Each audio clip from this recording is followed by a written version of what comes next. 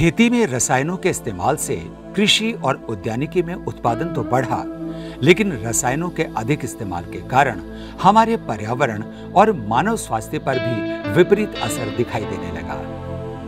रसायनों से होने वाले दुष्प्रभावों को देखते हुए राज्य सरकार जैविक खेती को प्रोत्साहित कर रही है। हमारे राज्य के कई किसानों का रुझान जैविक खेती की ओर होने लगा है।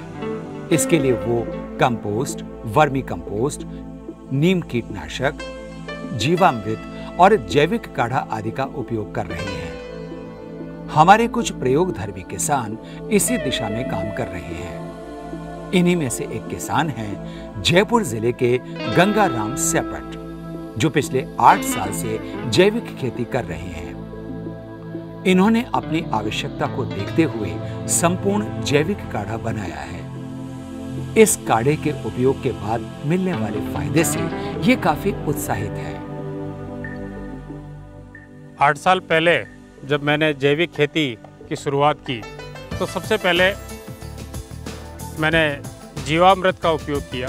जीवामृत बनाया, उसका उपयोग किया, जिससे भूमि की जो दशा है और गुणवत्ता है उसमें सुधार हुआ। साथ ही फसलों के भी जो पोषक तत्व हैं उसमें अच्छे मिलने लगे, तो उसमें चमक आने लगी। और साथ में जब कीड़े और रोग लगते थे उसके उपयोग के लिए मैं पंचपर्णी जो है, जिसमें नीम है, आक है, धतूरा है, करंज है, एलोवेरा है, इनका एक अलग से काढ़ा बनाकर मैं स्प्रे करता था, जिससे कीटों से बचते थे। और रोगों से बचने के लिए मैं जो तीसरा जो है वो जिसमें नीलात होता है, कली है, तंबाकू है, तांबा है और लोहा, इन सब का एक घोल बनाता था और उन घोल को उपयोग करता था। तब जाकर मेरे को 3 बार इसमें लेबर लगती थी, 3 बार मेरे को ऑब्जर्वेशन करना पड़ता था। और इन सब का धीरे धीरे मैंने खुद ने ये महसूस किया कि क्यों ना मैं इसको एक ऐसा काढ़ा बनाया जाए जिसको तीनों का एक ही तीर से 3 शिकार हो जाएं, यानी कि भूमि की दशा भी सुधरे, पोषक तत्व भी मिले, रोग और कीटों से फसल का बचाव भी हो सके। इसके लिए मैंने संपूर्ण जैविक काढ़ा बनाया। संपूर्ण जैविक काढ़े के अंदर मैंने जो जीवामृत में 5 तत्व काम में लिए जाते थे, गाय का गोबर, गौमूत्र, बेसन, गुड़ और पीपल के या बड़ के नीचे की मिट्टी, ये 5 पे काम में लिया। उसके बाद में पंचपर्णी के रूप में मैं करंज, नीम, एलोवेरा, आक, धतूरा और खीपड़ी इनका उपयोग किया। उसको भी उसी काढ़े के अंदर मिलाया।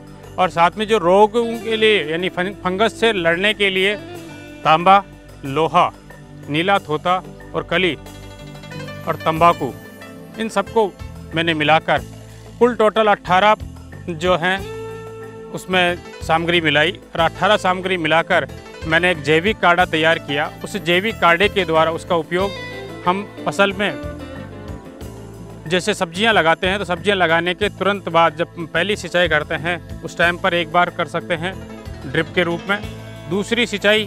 दूसरा जो है उसका उपयोग जब पौधे के अंदर रोग और कीट हमें नज़र आने लगे, यानी 15 से 20 दिन के बाद में जब पौधे के ऊपर कीट और रोग नज़र आए तो उस समय उसके ऊपर स्प्रे कर सकते हैं। स्प्रे करने से जो जीवामृत है उसका पोषक तत्व, पौधे को पोषक तत्व मिलेंगे न, और उसमें रोग और कीट दोनों खत्म हो जाएंगे।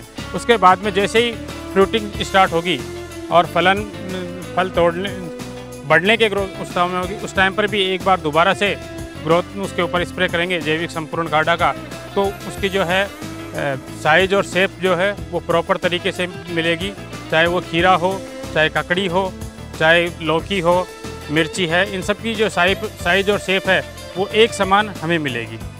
जो भी फसल हम बोएंगे और अच्छा प्रोडक्शन मिलेगा। साथ ही उसका जब मंडी में बेचते हैं तो लोगों को जब पता चलता है कि साहब सेपट ऑर्गेनिक कृषि फार्म से ये सब्जियां आई है, तो वहाँ पर मेरी जो सब्जी है वो अन्य की बनस्पत महंगी बिकती है और हाथों हाथ लोग बाग खरीद कर ले जाते हैं और मुझे अच्छा मुनाफा हो रहा है और जहर युक्त खेती से छुटकारा मिल रहा है। और मैं तो यही चाहूँगा कि जो जहर मुक्त युक्त खेती कर रहे हैं वो सभी जहर युक्त खेती को छोड़कर जहर मुक्त की तरफ बढ़े, जिससे लोगों का स्वास्थ्य ठीक हो, भूमि का स्वास्थ्य ठीक हो और पर्यावरण शुद्ध रहे। संपूर्ण जैविक काढ़ा बनाने के लिए ये 18 पदार्थों का इस्तेमाल करते हैं। गौमूत्र 10 लीटर, गोबर 10 किलो, बरगद या पीपल के पेड़ के नीचे की मिट्टी 10 किलो, चूना या कली 2.5 किलो, बेसन 2 किलो, पानी 10 लीटर, गुड़ 2 किलो, तंबाकू 500 ग्राम, नीला थोथा 100 ग्राम, तांबे की छीलन 100 ग्राम, लोहे की कीलें 100 ग्राम, लहसुन 1 किलो, नीम की पत्तियां 5 किलो, धतूरे की पत्तियां 5 किलो, आकड़े की पत्तियां 5 किलो, ग्वारपाठा 5 किलो, खीपड़ी 5 किलो और करंज के पत्ते 5 किलो। इन सभी सामग्री को एक ड्रम में मिलाकर 2 माह तक रोज कम से कम 2 बार डंडे की सहायता से हिलाना है। यहाँ ये ध्यान रखना जरूरी है कि इसे हमेशा घड़ी की दिशा में ही हिलाना चाहिए। 2 महीने बाद इसमें 60 लीटर गौमूत्र मिलाकर छान लें। अब ये संपूर्ण जैविक काढ़ा इस्तेमाल के लिए तैयार है। इस काढ़े को इस्तेमाल से पूर्व दोबारा छान लें, जिससे इसकी अशुद्धियां बाहर निकल जाएं। पौधों में पोषक तत्वों की पूर्ति और कीड़े बीमारियों के नियंत्रण के लिए ड्रिप के माध्यम से सिंचाई के आखिरी 20 मिनट में 5 लीटर काढ़ा प्रति एकड़ वेंचुरी की सहायता से हर सिंचाई के साथ देवें। वेंचुरी से काढ़े को देने के बाद ड्रिप में 5 मिनट सादा पानी चला दें, जिससे सभी ड्रिपर वॉश होकर साफ हो जाएं। खड़ी फसल में पोषक तत्वों की पूर्ति और कीड़े बीमारियों की रोकथाम के लिए 1.5 लीटर काढ़ा 13 लीटर पानी में मिलाकर स्प्रे करें।